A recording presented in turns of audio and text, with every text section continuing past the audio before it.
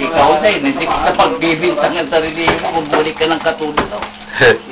Dinuguan. Bex. Salamat. Hanap sa iyo, Ber. Hindi kita pagbibintangan. Ano, babalik ka po sa reliyon ng Katoliko. Maganda na yung ano, baka naman magbabasag ka dyan. Tinitira ko itong kaibigan natin na makonti-konti. Kapawin mo yan. Parang kasino yan eh. Bumabalik. Ilabasan ba yung? Meron tayong pusit yan. On diet siya na. On diet. Diet. Sweet and sour. Baka sauce. Para sa loob siya. Para sa loob niya. Sa loob, California girl.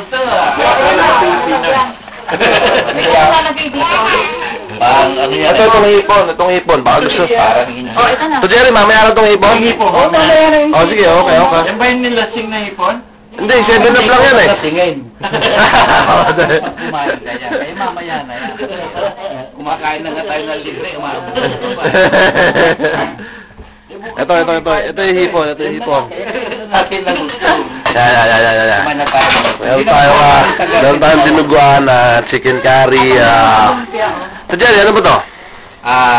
Pukey. Yan sa Pukey. Okay. Yan ang pronunciation na sa Hawaii.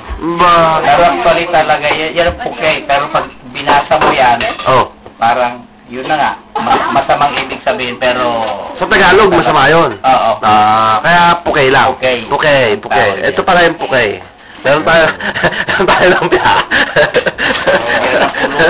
Sa Hawaii yan eh. Hawaii daw yan, Hawaii. Pukey daw yan, Pukey. Pero, ito Jerry, seaweed tuna, yung seafood. Seafoods yan, maanghang. Hindi, masarap. Depende sa pag-ano niya.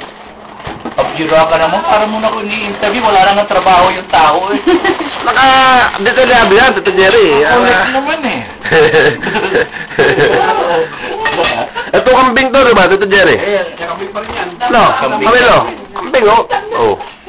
Hindi ka namin mabantyan lang. Pumasok si yung kaibigan ko daw eh. Nung ako sa casino, hinahanap ko kayo, lumikot ako rito eh. Wala ko kumikita. Nag-iisa ako. Kaya ako punta. Dalawang trabaho ng kaibigan ng Hawaii eh. I think first week. Kanino? Ano yung siyempre? Hindi ko naman alam mga phone number dito. Okay ba yan? Ako ito, ilang beses ako makita. Tinawagan mo ako. Dito ako. Bumiyagi ng Hachi? Yeah.